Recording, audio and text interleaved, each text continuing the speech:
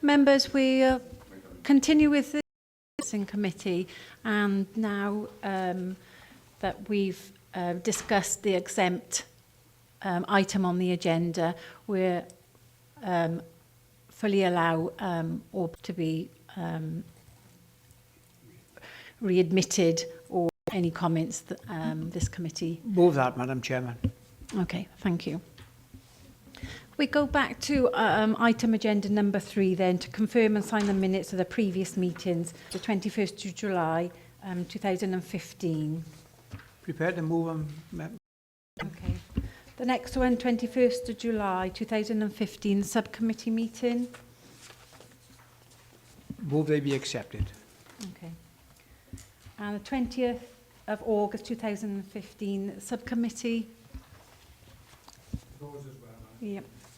September 2015. And indeed those as well. Okay, thank you. Just to confirm, Chair, that will be at Council now, the camping policy. Yeah. Okay. Important. Okay. And the 21st of September 2015, the subcommittee meeting. Move we accept them as well. Okay, thank you. We will take agenda item number 5, Public Protection Performance Report 2014-15, the quarter 1, 2015-16. Thank you, Chair. Regular basis is give members a performance report to see how we're getting on. I think that's quite common in committees and others. As to how we're getting on, I think we focus on the licensing legitimately, but obviously the regulatory bit as well. I think I'll work off the hard copy because there's different page numbers. If you're on the internet, members have any questions, Chair, if you could ask by paragraph numbers, I think we'll get lost then. So I'll pick up the covering report first. Obviously the purpose being to give members an overview as to where we are across public protection. Just to remind people that's environmental licensing. It is for members to comment and consider that performance. What we've done is we've looked at last full year, 14-15, but we've compared back. So I think over time, members will obviously be able to see the trends. The intent is over time because we did have a budget reduction for 14-15, so I think it's important that we see as an organisation any impact of those changes. 3 on the covering report covers the key issues. It's gone to strong communities in September, and that was in response to a cabinet report back in January, and that recommended that committee monitors any change in our performance further to the reductions referred to. So it seems timely, as per 3.2, to obviously widen member involvement and to bring it also to Licensing and Regulatory Committee. I will pick up the attached report, but this tells members, gives them some reassurance. For the vast majority of services, we do legal obligations across public protection. The final bullet point on that first page, I think just gives you an idea of the numbers, really. It's hard to quantify very often what we're up to across those teams and new service requests. And just to say, one service request can sometimes take over 100 hours. My colleague Hugh Owen's dealing with the dualling on the heads of the valleys. Plus, that's down as one service request. It's about noise, working with Costain to reduce noise at night. And similarly, electrification of the line down in the south of the county, similarly, has a huge impact on teams. So 3,000 hidden within that is a narrow work is involved, often with service requests. We do highly dependent on the good working of staff, and it's important, obviously, to remember performance as to how people are dealing with that, particularly if you've got a reduced capacity plus some absences potentially in terms of sickness. It does have an impact on those that are there, particularly small teams. Linda's team, as you know, is an example where you've got 1.5, Martin, he's not half a person, but he's so you've got 3.5 field officers plus Linda delivering all those services across licensing, and that's the situation across the other services. So that's why it's there. Recent audits, Wales Audit Office have reported back, plus the Food Standards Agency Wales. I think to summarise that, and where do we say coping? They do say perhaps we'd struggle with any new statutory duties. So obviously aware of that. We'd obviously lobby Welsh Government if new duties are put upon us. Public Health Act is coming in. Housing Act, Mobile Homes Act, a lot of stuff coming our way. What we do is lobby to make sure some resource that follows those new expectations. So I think that's generally it in terms of the covering report. I won't dwell on the report properly, just a few key issues. Resources on the opening page. I'm looking at the report to Licensing Committee, 10th of November on the top. The actual report that covers 14-15 and Q1 of the year we're currently in. Just to say, in addition to the covering report, the resources that are there for members, we got 30.8 full-time equivalents, because obviously we do promote job share and part-time working. The financial resources are indicated in, so we got a total resource of just over 1.2 million, and the main cost to that obviously is supporting 31 staff. It does refer back then for last year, which is a good thing. And then obviously the report proper talks about. So quickly on table 1, the commercial services, they write coats. So it's food safety inspections, also health and safety at work and communicable disease. But the predominant thing they're covering is food safety inspections. Just quickly, you may think that's 100 to just under 400. However, that we are complying with the programme. Not everyone's due an annual inspection. So if you're a C-rated premises, that's every 18 months. So it depends what falls out of the system within that 12-month period. So it is quite a drop. The programme visits does run at 100%. Slight drop, getting back to them within 28 days. But the third one's quite telling. Obviously, broadly compliant is still at 88%. Service requests, I think that's the one that's quite interesting. Service head is the fact that I think we got more people complaining, generally worse. It's just the service requests in that particular service is on the way up. So that will obviously soak up some of the time that we're not spending on the proactive visits. So we did manage to get to those in a timely fashion as well. Communicable disease, we haven't got any control over that. There's people, salmonellas, Clostridium perfringens, etc. We investigate. The other stuff, health, that's Hugh Owen, if you know Hugh, and his team, the Mike Richardsons of the world. I think met with some members yesterday in Caldecott. So Mike's got a range of duties, and again, this is a team of 5.5 staff with Hugh. Housing service requests. Anticipate that will go up. We do with private sector housing enforcement. We anticipate that will go up because the landlord licensing is coming in 12 months' time. So tenants' expectation will rise, and that will cause an increase. So watch this space in terms of housing. Noise is the one I think members will be more familiar with. Domestic noise complaints, commercial noise sometimes in terms of factories that people may reside by. Again, the performance there is steady in terms of getting back to people. And the other thing we're measuring is closing complaints.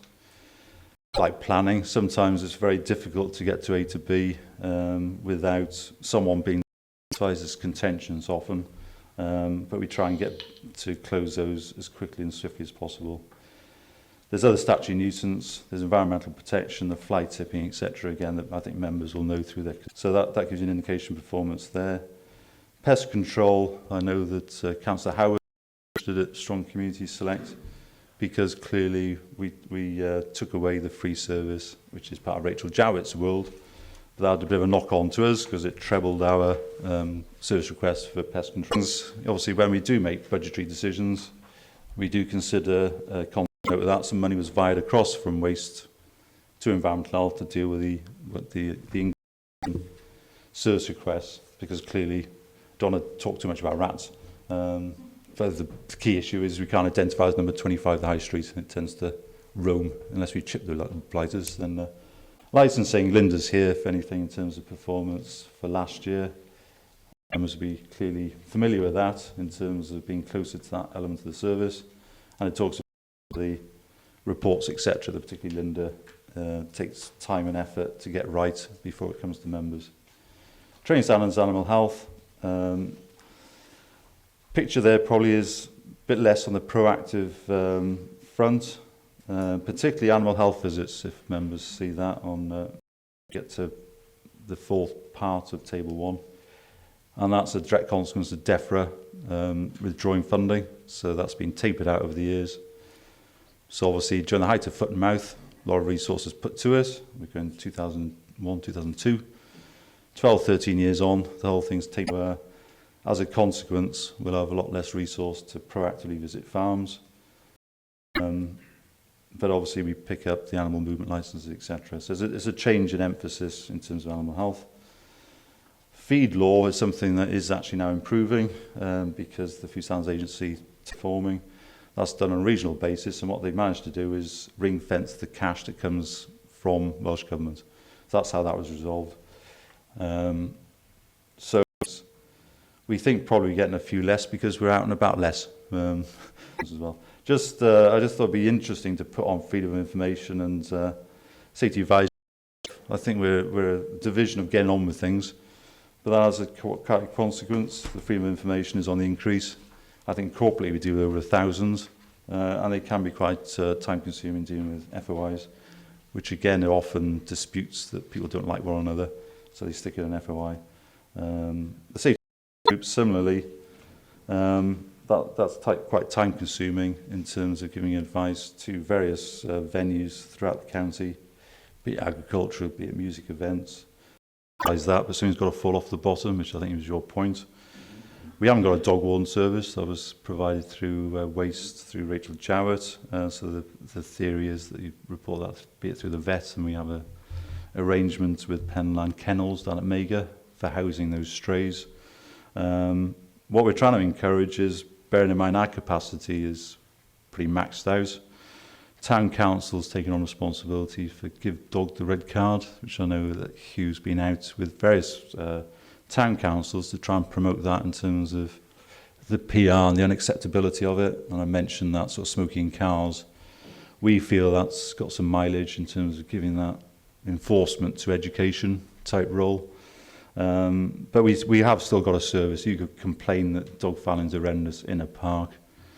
Chippenham Park, we will attend and have a look and see if we can do some work in terms of getting out there. It tends to be 5 o'clock in the morning, 6 o'clock, as soon as it gets light. So we've got to obviously adjust our timetable to react to complaints. But it is certainly a service that's declined, the dog warden service. So that's generally what we're trying to do and prioritise. Thank you. So Webb. Thank you very much. Thank you, Chairman. Just a couple of points. Are you allowed to tell us who these 2 prosecutions were taken against for the fly tipping? I don't know offhand, but yeah, sorry, it will be in the public domain because we've gone to Magistrates Court and I mean, what we're trying to do a bit more newsy than get into some of the, but absolutely, Councillor, we can. Yeah, and also regarding FOI requests, personally, I think that it should be costed the same as pre-planning advice. Do you know what I mean? And a lot of it is mischievous, and I really do think that it's a huge amount of officers' time taken up with this, and I don't know if it's something that we could look at, that we actually charge per hour or so. Probably you get 1 hour free or something, and then I think it's something that really should be looked into, because a lot of it is a time-wasting situation. Yeah, I think it's something certainly corporate looking at. I think Mike Triggs, the guy who manages it across the organisation, it's hit over 1,000 now, but it's on every year it's going up. I mean, there are certain parameters that are fixatious, we won't deal with it, but I think there are lots that they know the rules and they stick them in, but that would have to be governed by legislation. As it is, the Freedom of Information Act tells us this, we're a public body. What applies to us won't necessarily apply to a private company, but we are where we are with it. But I think for now, speaking to Mike Trigg as well, it's important we monitor that, and as you say, collectively perhaps raise that as a capacity issue. Another couple of points. I'm disappointed to see that DEFRA have withdrawn their funding with regard to farm inspections, etc. The new business advice visits declined, but has been rectified for 2014-16. What's put in the budget for that then? Is there a very big sum of money, or will we just, is it as it comes, or how? Again, I think what we do is obviously we look at this every quarter. We've got a service improvement plan system. So behind the scenes, obviously officers monitor performance. That was raised as an issue. So Gareth said, yeah, fair enough. We have declined on that element of the service. So there's been a bit of a chase up to make sure we get back to those new businesses. But again, it's about prioritisation, isn't it? So something we'll do a bit less of something else. But they have improved on the new business advice. Just another couple of points. Just thank you, Chairman. Can we have a copy of the newsletter when that's out, please? That would be really interesting to read it. And also, I don't know how you all cope, but thanks ever so much for all you do on that section. It always seems to be very efficient, as far as I'm concerned. And just thank you for this report and for all that you actually get up to. Yeah, thank you for that. It's often we don't focus on the positives. I think as a division we focus on the negatives. It's neighbour disputes. It's it does get you down a bit sometimes. But no, appreciate that and obviously feed that back to the officers. Thank you. Councillor Taylor and Councillor Higginson next, please. Oh, very briefly. Sorry, Councillor Taylor. Ruth was before you. I missed her.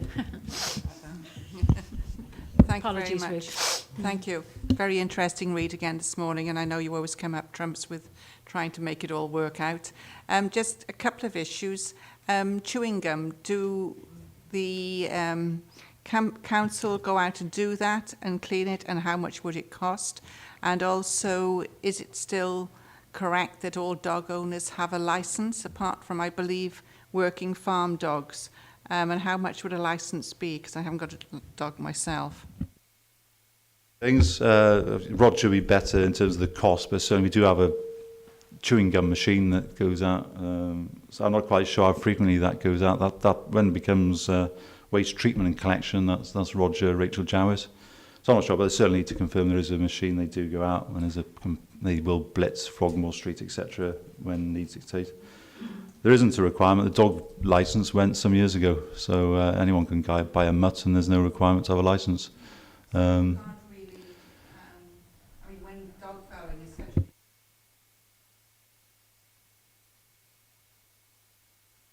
a lot of people seem to have dogs, shut them up all day, they come home from work and let them out and just carry on. And I don't think it's a very responsible attitude as far as the general public are concerned and the environment. So do we fine them if you do prosecute them for dog fouling or not? Yeah. And what is the outcome? Yeah. It's going to cost to take them to court and so on. Yeah. So what is the actual balance, please? So the two things, in terms of the licensing bit, I know that has been raised with Welsh Government, and one of the ways to raise funds to get people out to monitor dog fouling is to reintroduce dog licensing at a reasonable sum. I think it's been introduced in Northern Ireland. So it's recently come on the agenda, I know, in 2015, so I think the intention is for Wales to look at Northern Ireland's model. Is it £15? What do you get for that? But then if that can be ring-fenced, then obviously that will provide a dog service, which we're currently lacking. We do, as I said to one of the earlier questions, we do still go out if we have a particular problem with dog fouling.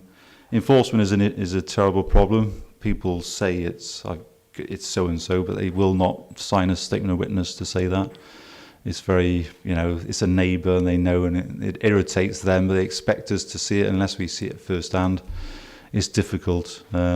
So we do, as I say, try and support that with the educational campaigns as well. I know the town council, I think Caldicott particularly, have engaged in that process in terms of give dogs the red card, and that's embarrassing owners, and I think there's been some success with that. So it's a combined effort, really, but very much education as well as enforcement.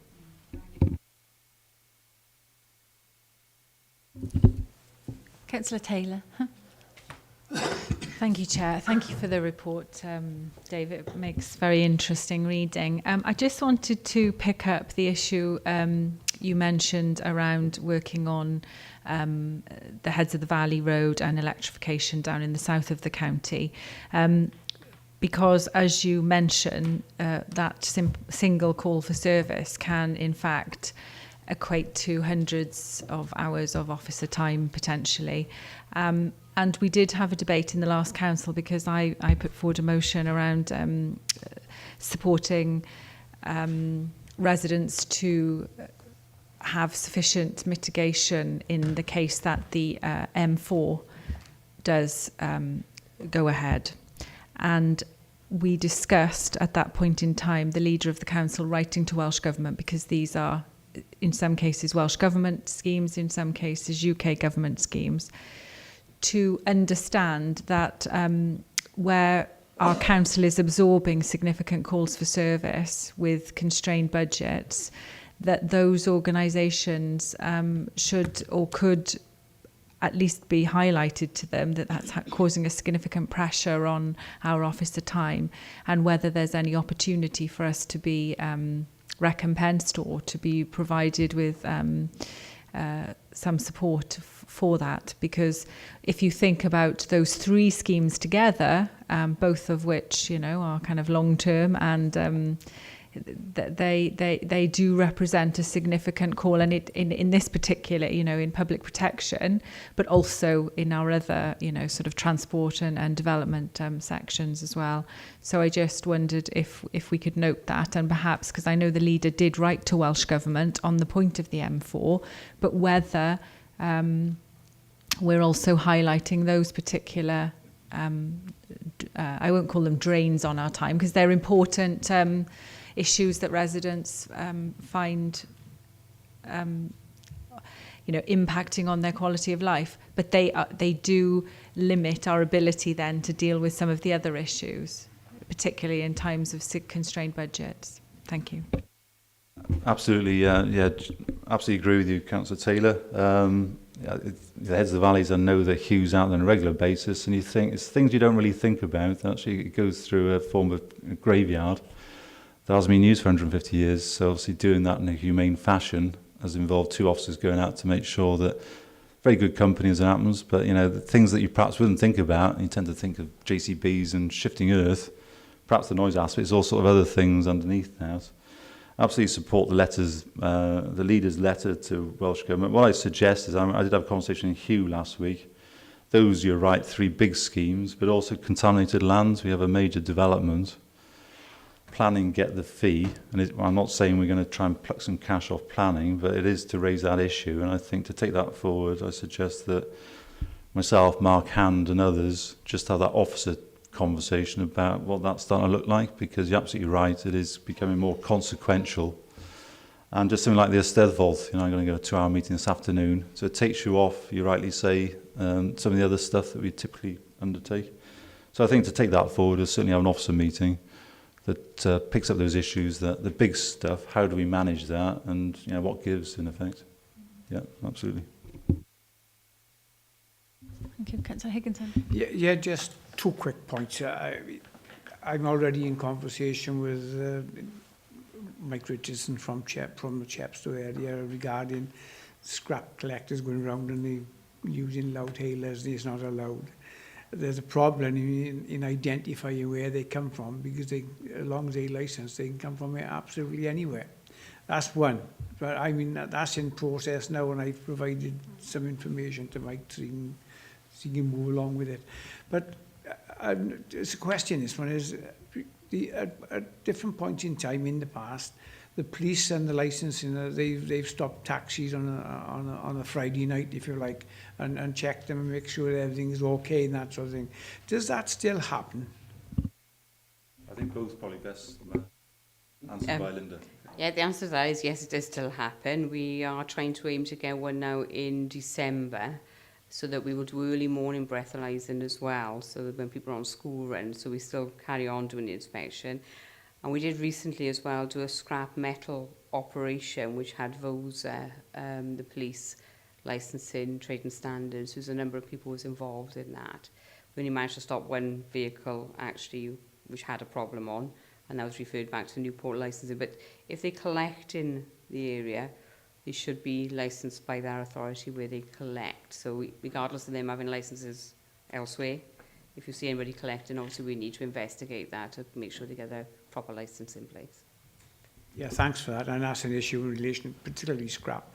But the other one is, and I took issue with a taxi driver, if you like, because I saw him go down the road using his phone. And I not at the time, obviously, but and I mentioned, you know, and he come up with this stupid statement, and I put it like that: prove it.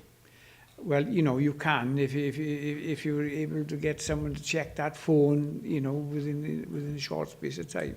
But I did complain to Chris Rann, I think it was, about one. So I mean I firmly believe that Chris would have taken it up. But it bothers me, and I see it very often, and obviously they think that people are not watching them, but it is a problem. It is a problem from my point of view. you quite rightly say, is catching them in the Act itself, but if people are willing to make statements to that effect, then we can act on it. Okay, so any further questions? I think members would agree that this report has brought an awful lot of information, and to put it together must have taken some time. But I think it's well worth it coming to this committee in view of, you know, all these aspects do affect, and going through the report, you know, we've been involved in a lot of the policy reviewing draft reports. And I think we welcome this report, even though it's taken to the select committee. And, you know, personal thanks, and thanks from this committee for spending some further time and highlighting all the issues and all the good work as well that's been done, because we want Monmouthshire to be a place to thrive, and we also want our communities to feel safe and be protected. So thank you for that.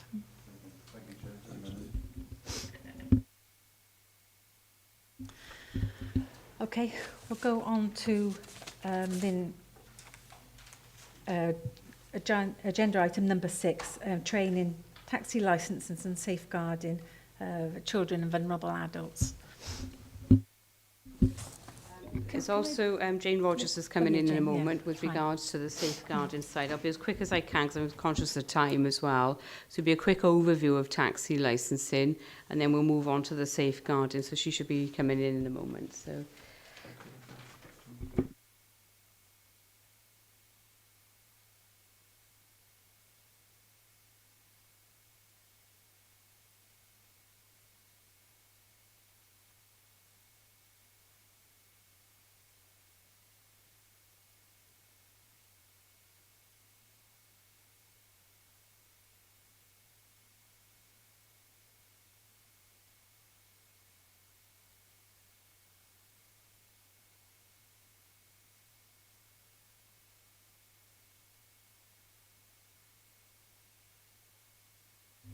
Okay, just a quick brief overview. I know we have quite a number of taxi sort of licensing sort of coming into this committee.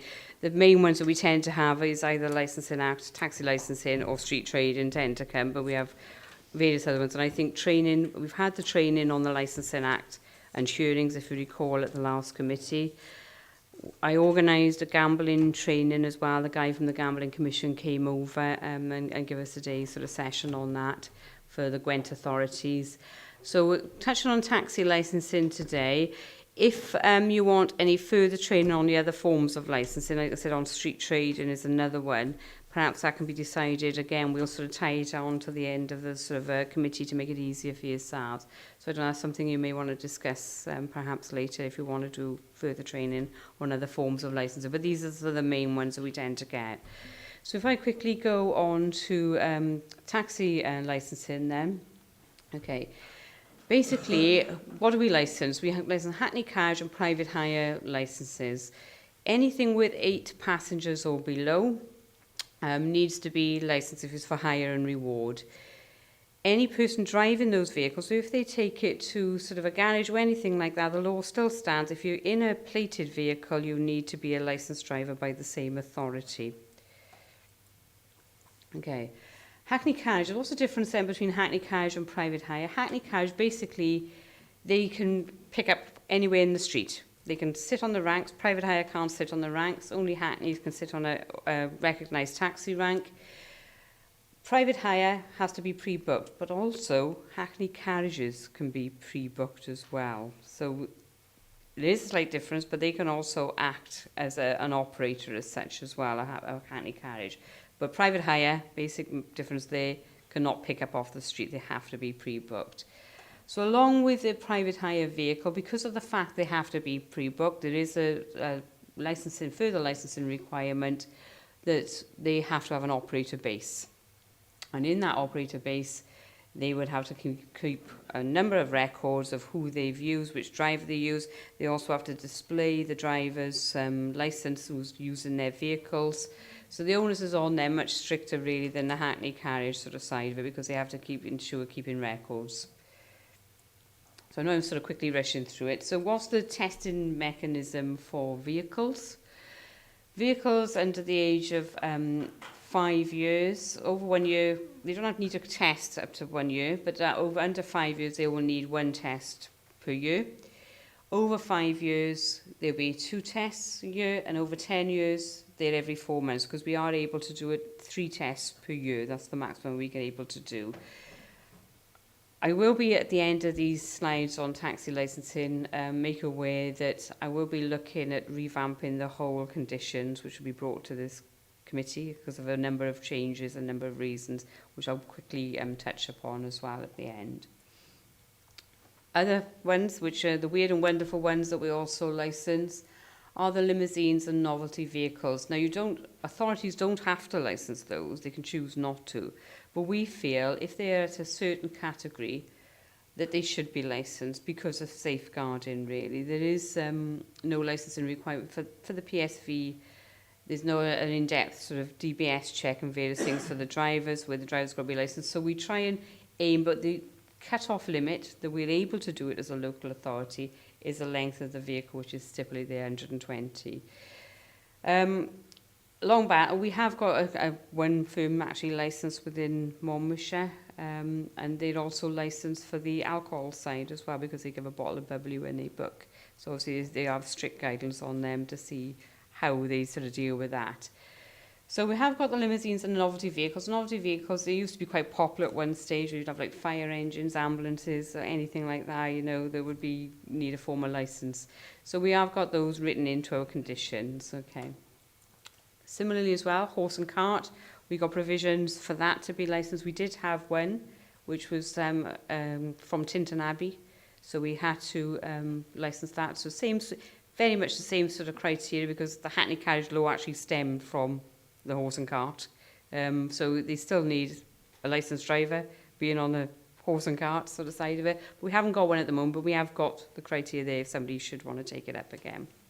Okay. So the big one is the driver. And obviously Jane will be talking later about the sort of safeguarding element of it as well.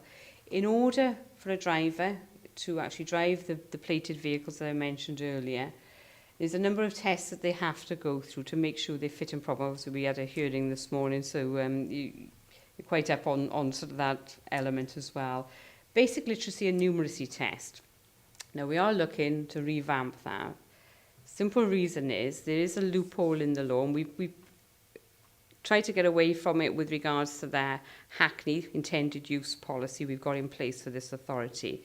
Loophole in the law, because they can be pre-booked at Hackney, they could have somebody, I'll give you an example, if they can't license in Birmingham because there's a strict regime of numbers Hackneys can be licensed, they could come down to Monmouthshire, license themselves as a Hackney, but then continue operating in Birmingham as a private hire operator because they've got a Hackney plate with Monmouthshire.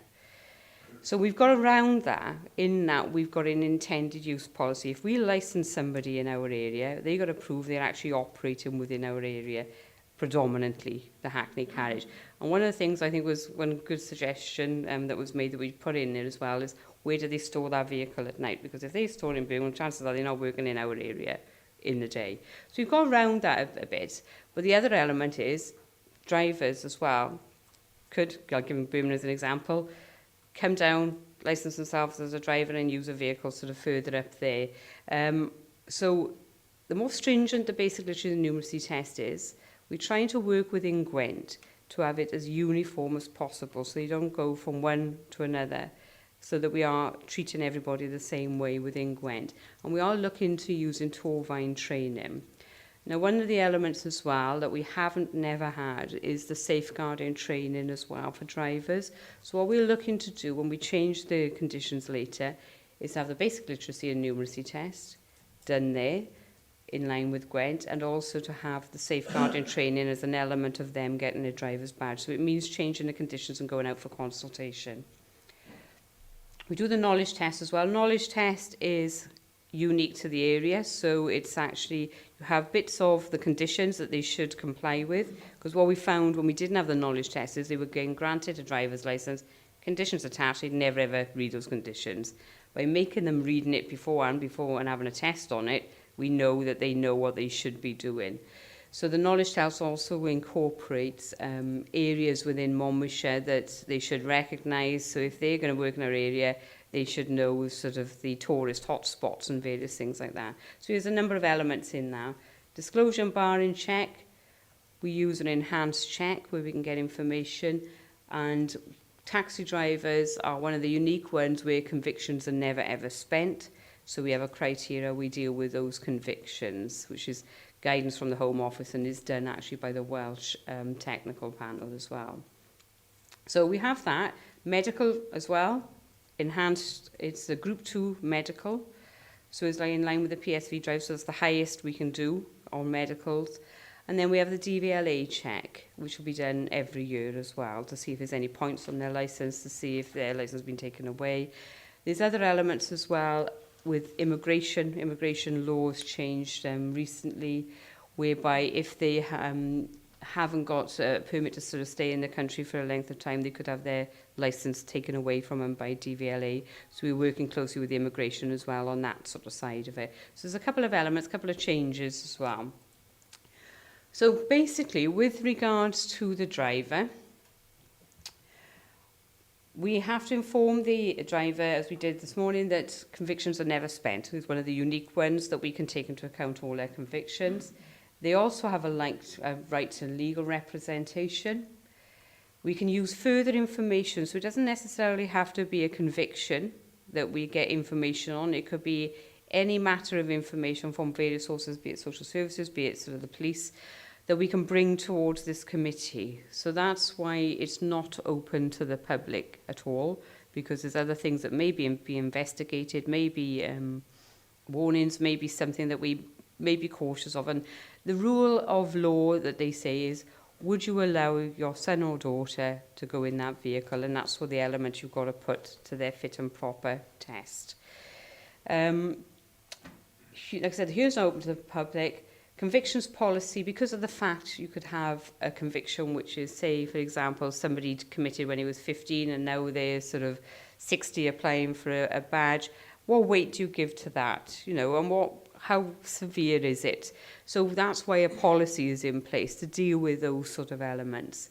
And we have a convictions policy adopted by Monmouthshire County Council, which is always regularly being updated through the Welsh Technical Panel in the Home Office. Right of appeal. If you deal with a driver, they have a right of appeal, which is 21 days with the Magistrates Court. Unlike other ones, with a driver, if you make a decision on the day, that's what happens. They haven't got to wait for the appeal period to be over.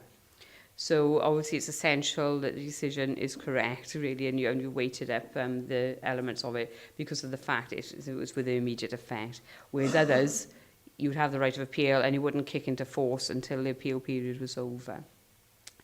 So the way forward now, so I told us to try briefly as possible, because I know you've got a number of slides on the safeguarding element and how we put weight to that when we deal with drivers coming to committee. With that in mind, I briefly mentioned that we are going to be looking at the conditions to bring in sort of various elements of safeguarding, training, disabled access to vehicles. We've had huge problems in the past where, because we license 8 seats and below, that they take out the seats, they come to us for a license for 8 and below.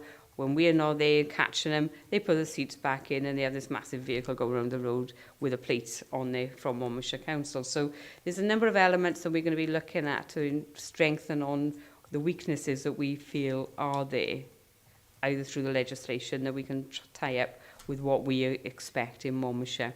And whatever conditions we do, like I said, I work closely with the Institute of Licensing for Wales, with the Welsh Expert Panel as well, and with the Gwent Licensing Forum. So we try and do it as uniform and to be fair to people as possibly as we can. So I'll pass you over now, as a brief contact details there to Jane Rogers, who will say about the safeguarding element and how that ties in then with the taxi sort of driver licensing when we deal with them in committee. Jane, will you just introduce yourself because we're live streaming, please? Thank you.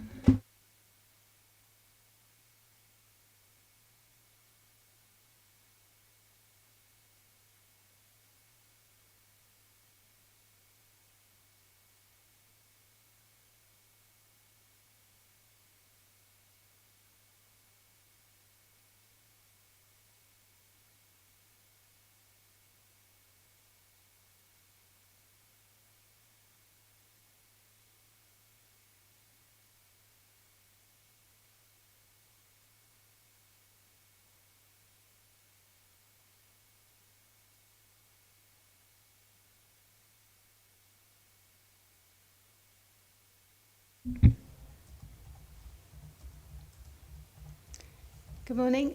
My name is Jane Rogers. I'm the Safeguarding Service Manager for Monmouthshire County Council.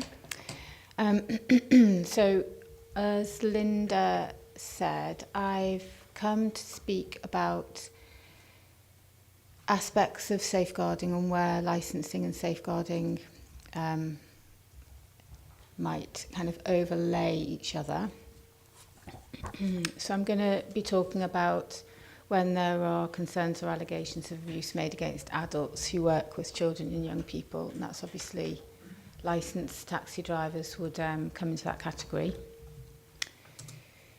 So from a statutory children's services perspective, we work within a statutory framework for how we respond when there's concerns or allegations made against people who are working with children and vulnerable adults as well. And the two main ones there are the All Wales Child Protection Procedures, and it's part 4 of those procedures that talk about professional allegations, professional concerns. Licensed taxi drivers would come into that category. And Safeguarding Children, working together under the Children Act 2004 is our legal guidance as well. And then we have regional arrangements across Gwent, which is a regional practice guidance protocol, which is that one responding to concerns or allegations of abuse against adults who work with children and young people. That was originally put together within Gwent and ratified by the South East Wales Safeguarding Children Board in 2013, and it's just currently going through its first review now. So that's our kind of legal framework that we work within. And under child protection legislation, children are defined as any person who have not yet reached their 18th birthday. So children in this context are the 16, 17-year-olds as well. And in all the legislation and guidance around child protection, the one principle, the main principle that we bear in mind to be in accordance with the statutory guidance is that the welfare of the child is paramount. That was enshrined back in the Children Act 1989, but really kind of run through all guidance and legal frameworks around child protection. And it's a particularly pertinent one when we're dealing with professional allegations, because obviously we do have to bear in mind the kind of duty of care we have towards employees. But over and above that, the welfare of the child is paramount. So what brings a professional under this protocol, our statutory guidance for dealing with allegations and concerns? Well, the thresholds there that directly relate to children. So has the person, in this case a driver, behaved in a way that has harmed a child or may have harmed a child? Have they possibly committed a criminal offence against a child or related to a child? Or have they behaved towards a child in a way that indicates they are unsuitable to work with children? So if the answer to that question, any of those questions, is yes, then they would come under our attention within the statutory guidance. These are issues that directly concern children, but there are other threshold matters as well. So if there are concerns about the person's behaviour towards their own children, so that might be somebody who's in their own private family lives, there's been an allegation that they've abused or harmed or neglected their children in some way, then that would bring them under this threshold. Are the concerns about the person's behaviour towards children unrelated to their employment or voluntary work? Or is it an allegation that's been made that's historic, but it concerns the abuse or neglect of children, and that they're still working with children now? So it could be something that's been said that's happened in the past, but they're still working now. Or if the alleged behaviour of an individual calls into question their suitability to work with children. So it may be nothing that's directly related to causing harm to a child, but it could be, for example, a driver who's found with a suitcase full of drugs in their boot. Something like that. So it's not directly related to children, but it calls into question their suitability. And that final one is a bit lengthy, but it's really about if a professional or somebody working directly with children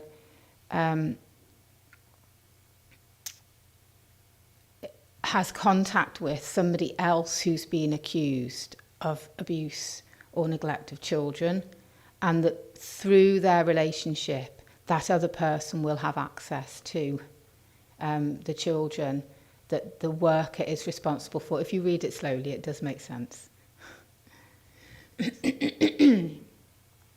So all of these kind of capture the threshold that would bring an individual within the statutory framework for responding to allegations or concerns against workers, volunteers, professionals.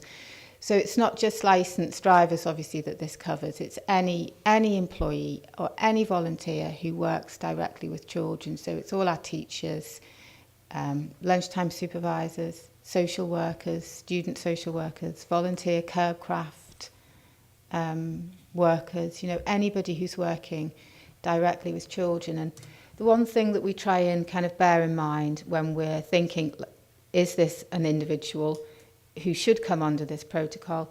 And it's the concept of a position of trust. So is the position that this individual holds, are they in a position of trust with children, in a position of power or influence over the child by virtue of the work or the nature of activity they're engaged with? Well, obviously, in my mind, licensed taxi drivers would come very much into that category, depending obviously on the kind of jobs that they were doing, but there would be clear examples of when this position of trust would come into play for licensed taxi drivers. So when I really just want to take you and make you aware in brief of the statutory process that we follow when a referral is presented. And what I mean by referral is that we become aware of a concern that's been raised or an allegation that's been made. We try and encourage all our service areas within the authority and all our schools and different settings to make sure that they're aware of this statutory framework and guidance, so that when a concern is raised of this nature, they refer it in. They refer it in using our referral form as a concern. And it could be a child that said something, or a parent that said something, or something is found out about an individual, and that concern then is referred in, and it's referred in to our children's services, who pick it up then as a professional concern and refer it into safeguarding. Once a referral's been received, it's treated very much as an open mind. This is nothing yet that's been proved. It's a concern. It's something that needs to be looked into. And we look into that via an initial assessment, which is basically just a gathering of further information. So we may be going out to see the child and the family. We'll certainly be speaking to the employer about gathering information about the incident of concern or the allegation that's been made. We'll try and go through a process of gathering information both about the employer and the child.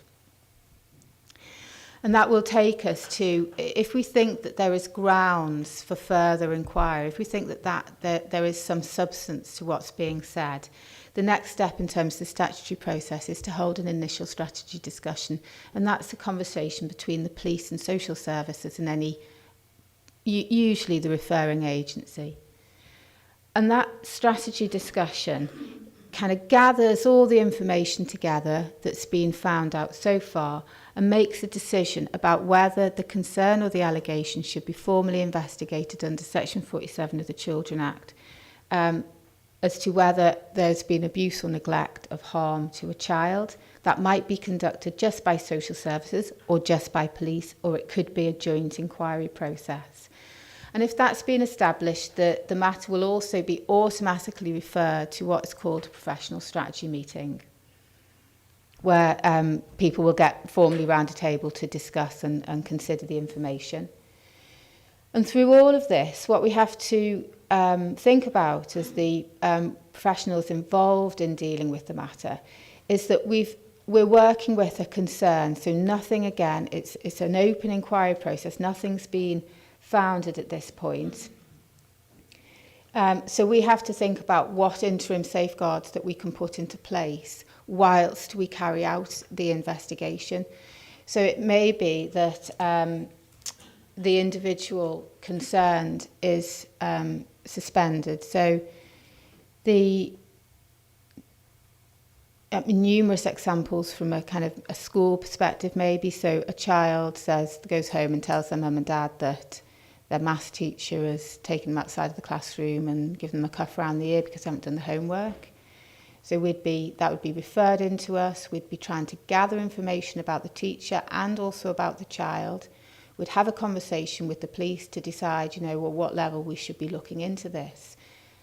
But through all of this, we'd be working with the school and the governing body of the school to think, whilst this is investigated, whilst we still don't really know what's happened, let's consider whether we need to kind of bring the teacher off direct duties with children, because we've got a concern we don't yet know. We're looking into it, but we have to think about what we need to put in place to ensure that both the teacher, in a way, and any other children and the individual child are safeguarded whilst we investigate.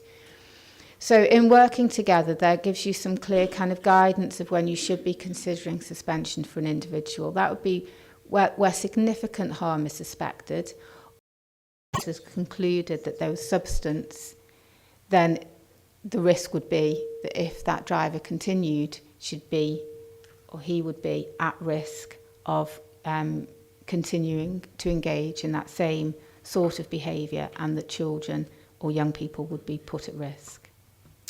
Okay, so happy to take any Can I just questions. There's a few areas, but sorry, I didn't try to do that. There's a few areas which is a bit difficult. I know we all got the same aim of dealing with people who are sort of causing us concern, sort of with social services. But it's a number of things which we find difficult in taxi driver licensing, in that when you got first information, the person could be suspended. Now, as I mentioned earlier, if you suspend them from, say, the employer, and then we take the route in committee of suspending, they have a right of appeal straight away because it's immediate effect. The difficulty would be then is you may be still at the investigation stage, and what information then goes to the magistrates of your decision you've done to suspend that person at the beginning. There's no end date for the investigation either, so it's a difficult one for drivers. It's not open to the public. Sometimes the reports that we may get, because you're still investigating a person, so you don't want to disclose too much to that individual because you're still in the throes of investigating, that we may not have a huge amount in the report for members to make a decision on, that we've got like sort of very little thing, but obviously you're still investigating that person as well. The onus as well is I think the problem we're going to get is, at what stage should we be brought to committee? Should it be brought to committee at the investigation stage? Because if we get some wind of something, any element of doubt, as I was saying, any warnings, it doesn't have to be a conviction with regards to a driver, we should be bringing it to committee if you've got an element of doubt on there. But that warning stage, then, we may have very little to base our judgment on, and very little for the appeal then to the magistrates. So it's cutting that fine line. Do we wait until you completely investigate and then we get the final version and we say, well, now we've got to take it to committee because we've got it, but then we're still running a risk of somebody being out there. As you quite rightly say, you may take that driver off the individual concerned on that school run, but a driver's a driver. They can still deal with children out there in their vehicle. So there's a hard balance, really, of what weight do we carry then when we, because you've still got the magistrate's appeal, really, basically, with the members making that decision. So there's a hard one. I'm hoping by conducting and changing the conditions and incorporating safeguarding training, the actual drivers, because we will want to bring it in for new drivers as well as those who are currently licensed, will know how they should be conducting themselves with regards to children and vulnerable persons, not just children. And also, if they hear something, how they can report it on. So we want to try and tighten up on it. The aim is exactly the same, but is how do we deal with it, really, isn't it? So I know, Linda, I don't have any hard, answers or conclusions, and it is really difficult. I mean, there's some principles. The statutory framework is really clear around these issues will be being dealt with through, a statutory process that might involve a criminal investigation and a child protection investigation, and that the welfare of the child, but children in general, are paramount.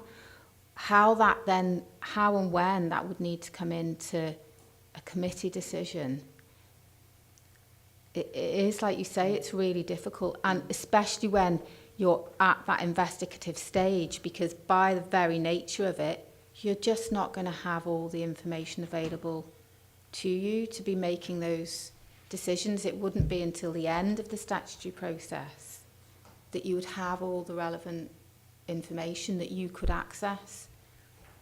Because, I mean, it's different licensing from any other area of employment, and I'm only just starting to kind of, learn this myself. Because when it's an employing agency, so it's a youth club worker, well, the employing agency is Monmouthshire Youth Service, and they suspend that staff on a temporary basis whilst the inquiry is undertaken, and they don't need to, because that individual carries on being paid and all the rest of it. They're not sacked from their job. It's a very neutral act. They're just suspending it so that the investigation can take place. But I understand, or I'm coming to understand, that it's quite a different situation from licensing. But the same principles have to apply. And I just don't have any easy answers. I'm wondering what they do in other authorities.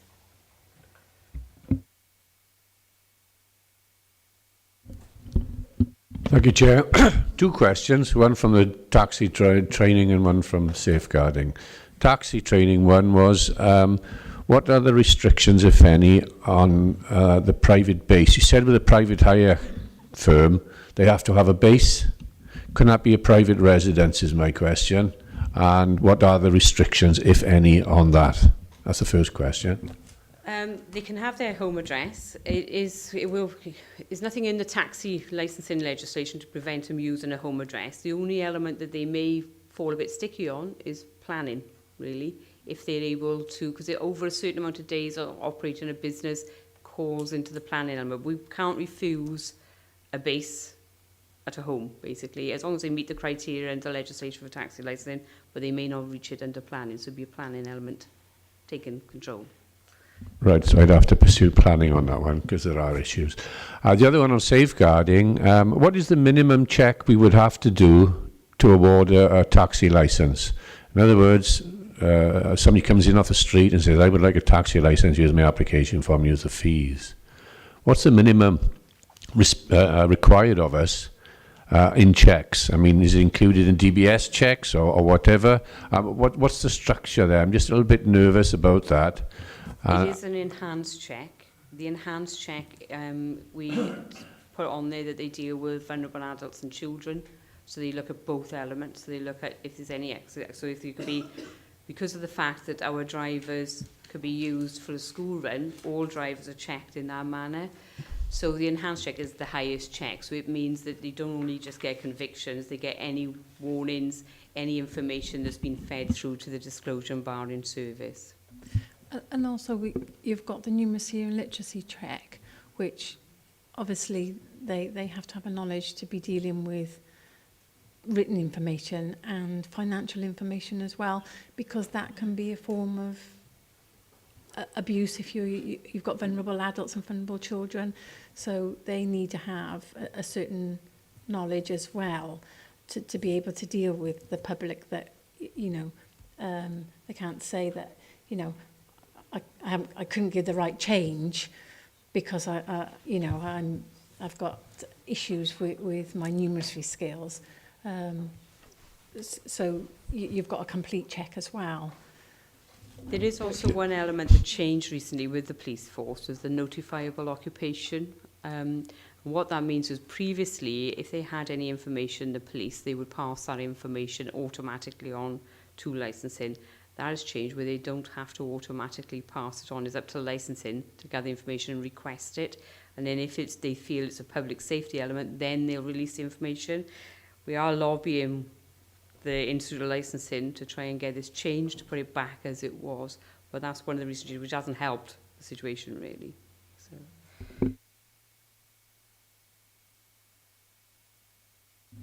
Members, have you got any further questions for either Linda or Jane?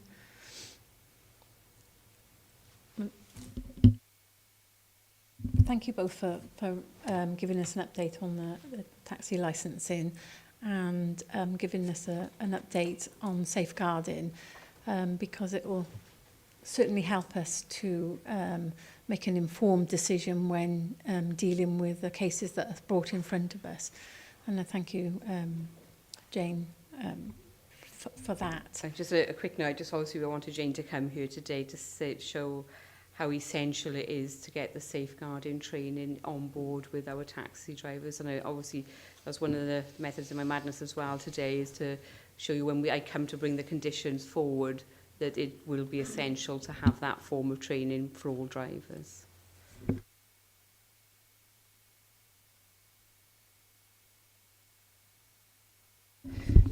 Produced a leaflet for taxi drivers as well. Hopefully all taxi drivers will get when they're doing their licensing or renewing, or before that even, which really sets some kind of standards and gives some information about safeguarding. It's quite a nice visual leaflet. I don't know, it's on from the regional board, so they should. Okay, just one further question in view of training. Would the committee like some further training on street trading? To be, you know, brought in within our normal committee dates? I have no objection to that, Chair. Okay. I mean, it might be useful, not the whole thing, but, you know, any changes or current practices and the current problems in the high street. Those are the things we're interested in, and the contentious issues, if you like, and what the rules are regarding those. I'd welcome that. Yep. I think it would be good to, you know, re-go over the procedures as well. They are slightly different to the procedures we deal with licensing. Evans. Thank you, Madam Chair. Just seen a brochure there. Would it? I think it'd be handy if the committee could have a copy of that as well. Yeah. Okay. Okay.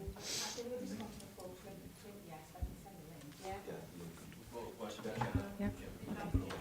Hmm? Yes, yeah. Thanks. Can we get one? Okay, that's agenda item number 7 then. If there's no further questions, to note the date and time of the next meeting. It's the 15th of December 2015 at 10